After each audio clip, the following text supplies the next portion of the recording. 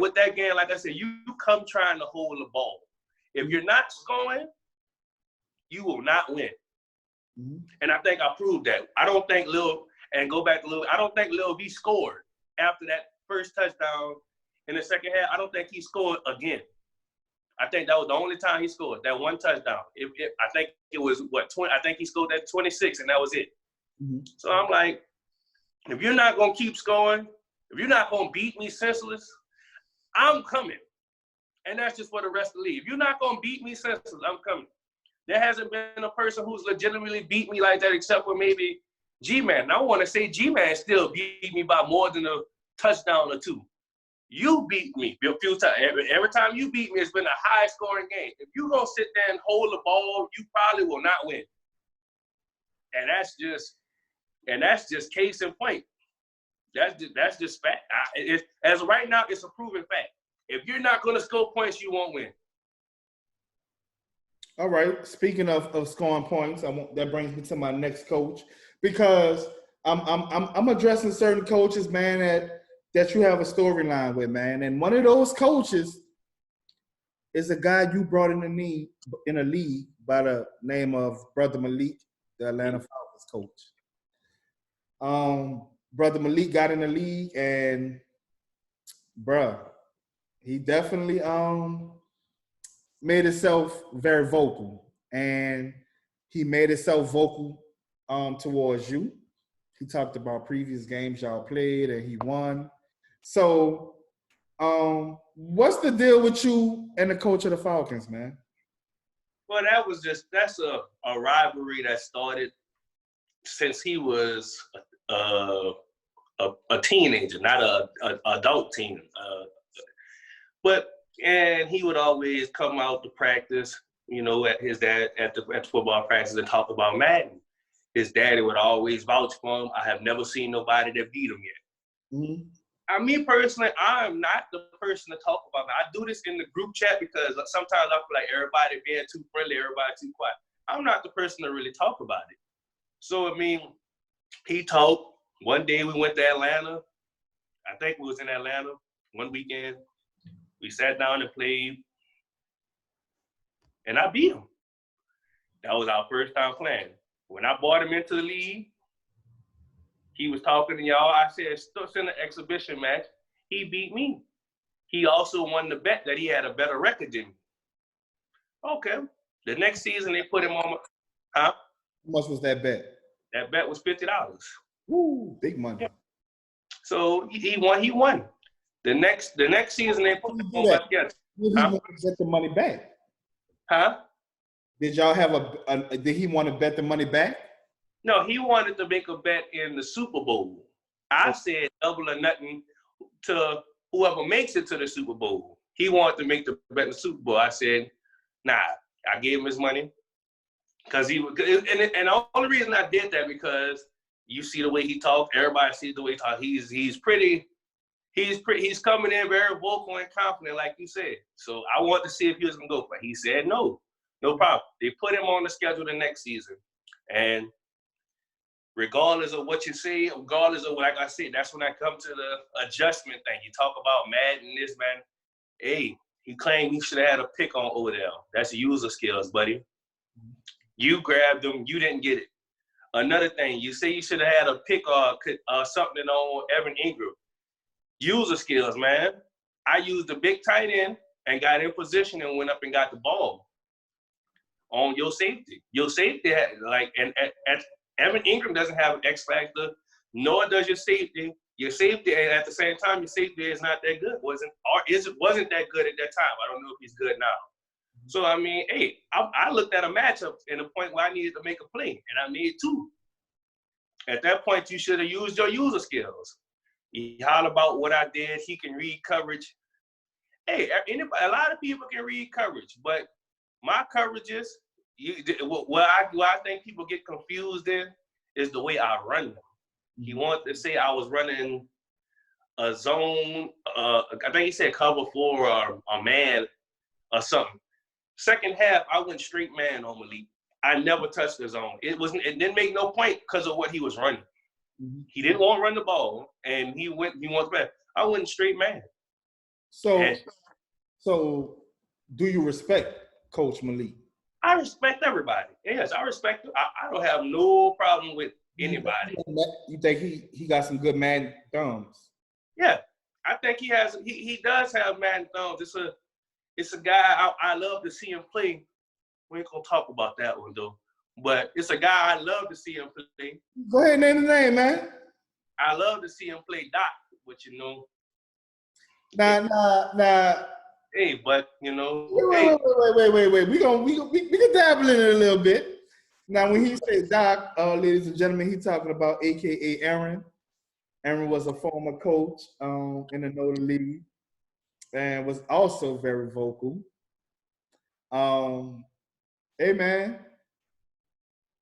Aaron's always welcome back, man. I know, bro. I spoke with him a few times. I told him, I said, hey, bro, if you ever wanted to come back, they do have some teams. I say everybody's not gutted. I say it's one team. I say then everybody's switching, going to each other, different teams, leaving very good teams open. So I say if you ever want to come back, you can get back in, my good man. So, but when he see this, hopefully, this might, hey, Aaron, if you're listening, man, you heard it here first, bro. Holla at me, man. Pick up the phone, bro. Yeah. But yeah, like I said, I respect every opponent. I never go into a game underestimating the opponent because anybody can be beat. Any given Sundays, anybody can be beat. Mm-hmm. Nobody's invincible. I can be beat. So like I said, I give everybody the utmost respect. Now I do have a time where I get cocky. I get overconfident with plays, but like I said, I respect everybody all the same. I don't think anybody is just like, oh, nah, they're not gonna beat me. They're not gonna do this. So I'm gonna play like this now. And I've been called out on it by a certain coach, but Look, we got because Zoom only allows us 40 minutes per session. Mm-hmm. So I'm calling in now. We got about 10 minutes left. What we gonna do? This is gonna be part 1.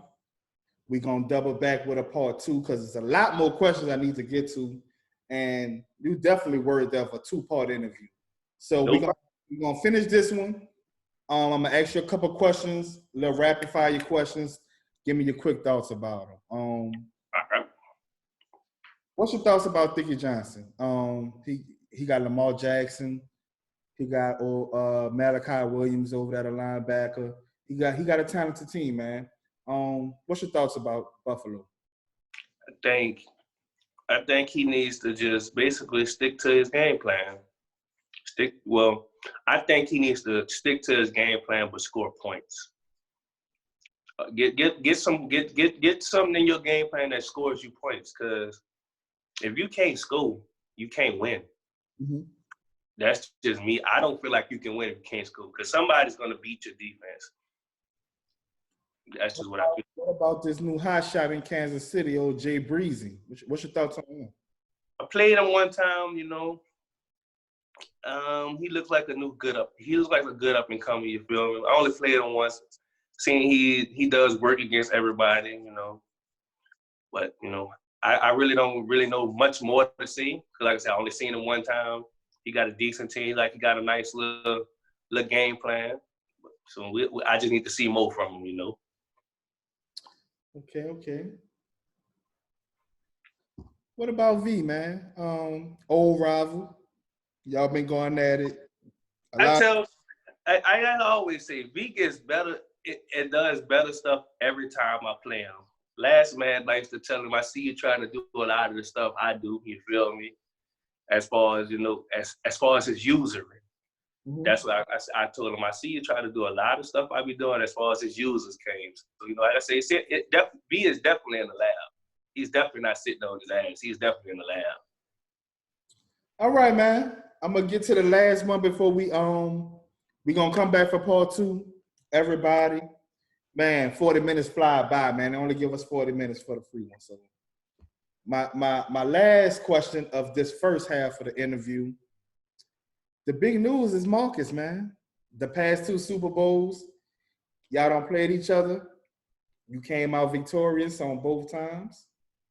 One of the shocking moves in Notre League history is him leaving a Super Bowl ready team in San Francisco coming to your division, getting the Cincinnati Bengals.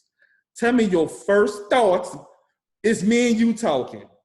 I need your real thoughts when you saw the move of Marcus going to Cincinnati. I thought he was joking at first, but when I saw him make the move, I really thought he was just.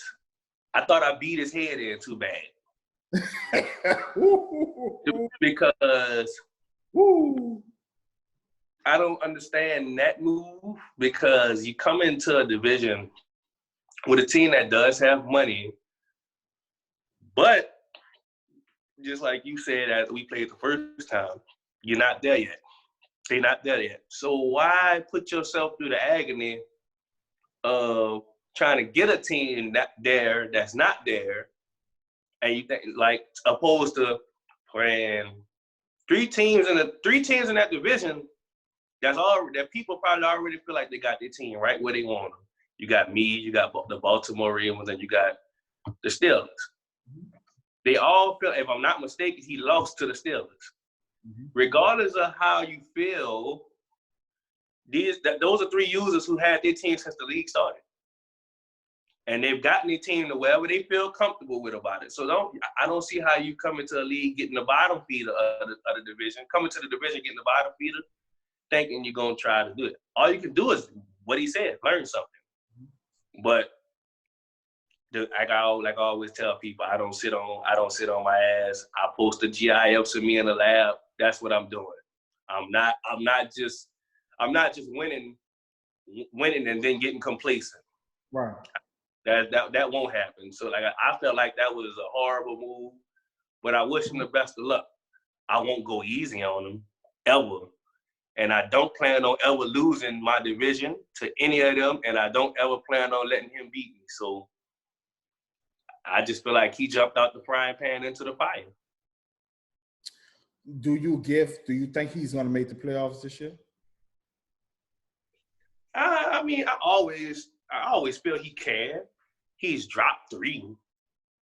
So with that being said, you still have to look at the fact that how the other 2 in my division are going to play.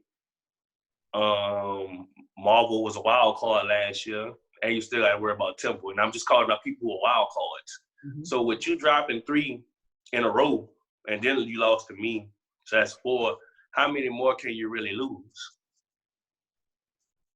So, because I don't doubt that he can't, but just looking at the fact that you're dropping games you should win, yeah. Random question. Do you ever get excited about playing? You ever get excited playing who? Do you ever get excited about playing in a regular season anymore?